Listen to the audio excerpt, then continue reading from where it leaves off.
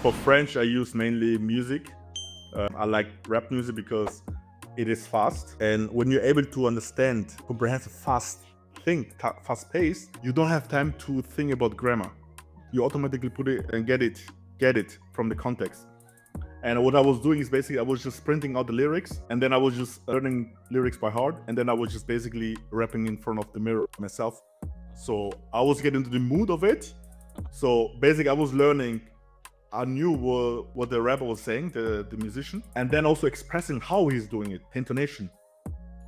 And then also because rap music, hip hop, they have a lot of cultural and understanding, so that also helped me understand more about social thing in France or like Congo, like Africa and French speaking countries.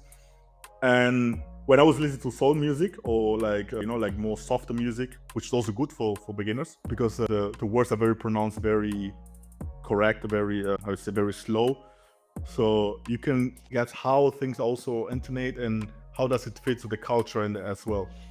It helps you a lot with the intonation, and that's also one thing that also helped learning Chinese tones, because if you listen to Chinese songs, for example, like it also helps you out. So you see that, for example, in tones that you need a sentence to really practice the tones as well, because no way of it. So music helps a lot. We had an episode with our guest from Taiwan that Rex like going for the Taiwanese pop chart to kind of get a good way exercise of the traditional Chinese, both in lyric form and speaking form. And it was very interesting to see how popular this method is, because if I were myself, I wouldn't recommend people to learn Italian songs, especially specifically rap, for someone that is learning Italian, because there are so many references to things that don't technically make much sense unless you're being very Italian, that it's a lot harder to dissect things. And especially newer rappers, of course, depends on the age of the rapper and the era, but newer rappers tend to have so many different connections to American culture that there's very little to work with.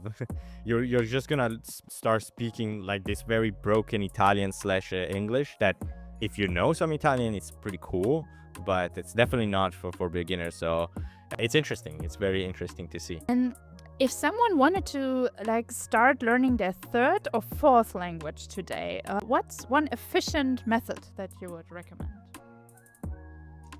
So first, I would find a tool like One Information. It can be one book, so it can be YouTube channel. So basically, if you're starting from zero, to get the things, how to listen, how the language sounds, how do people speak, just listening a lot of things in the beginning, and just get step by step. What are the main things, like how people greet each other?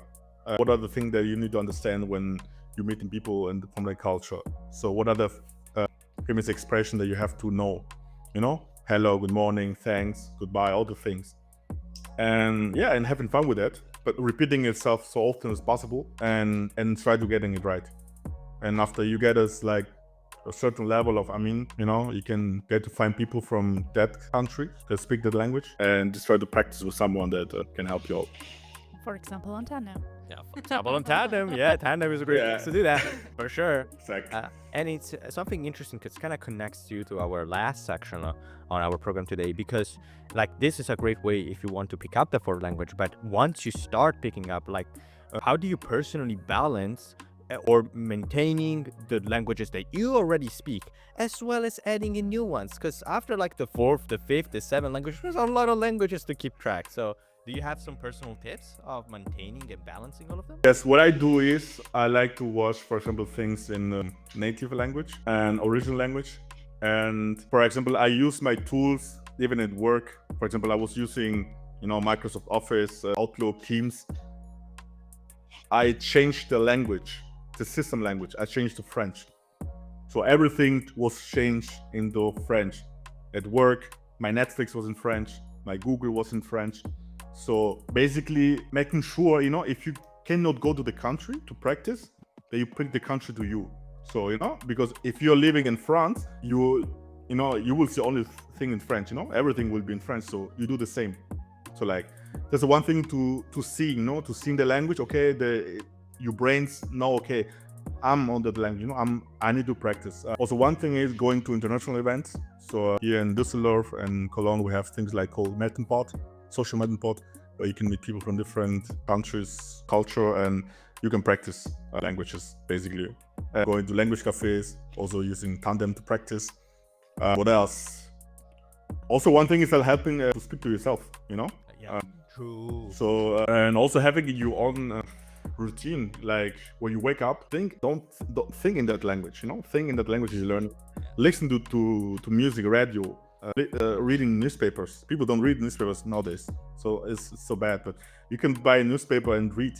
That's a lot of things you can get from it. If you like a thing, for example, like, okay, I'm interested into AI, learning AI stuff. So, okay, of course, in English, because AI is a very term that's very worldwide, but why not doing in French? Why not reading, what does French society think about AI? You know, why not reading it in Mandarin Chinese? Why not reading it in Russian, you know? So when you find something that interests you, when you know the thing that interests me anyway, so why not using the language anyway? So, but also having friends, finding friends, people you can practice to Yes. on regular basis. That's the most important thing. That's one of the greatest things that I always say in these episodes is about the environment. If people around you are there to help you learn those languages, everything will be a lot easier. There's always so many people that are interested in learning languages, but they don't have the right environment to do so. Either they're people bringing it down, or they don't have people around it that are as passionate as them. And that can bring a lot of problems. A lot of tasks that you made it sound a lot easier, of like changing languages or getting resources in different languages, sound easy at first. But if you are in a place that doesn't allow you to do so, it's simply not gonna happen. So for every time, I always say in this episode that the environment is the most important part of learning languages. It always will be, no matter the level, no matter the language, no matter your position. The environment, finding people that can help you learn those languages is the key. And wrapping up the episode, maybe with our last question here. So, if listeners took away one thing from your whole journey, like how you approach languages, accents, or even your own identity, what do you want it to be? Let it flow and go with the flow. Let it flow, and you know, like Cuban says, take it easy, but it will get it. It will get it there, you know. So this is a Cuban way of living, and that's how it get me here. Let it flow. Yeah. I can already start channeling all of the flow of learning languages within me, and I think those are very, You know, very. Yeah, for like, you know, people when, for example, like dancing, you know, when people try to dance salsa and they're stiff, they don't know what to do. The music is long. They don't actually doing what the teachers taught them to do. They won't do anything. But we think Cuban way, let it flow.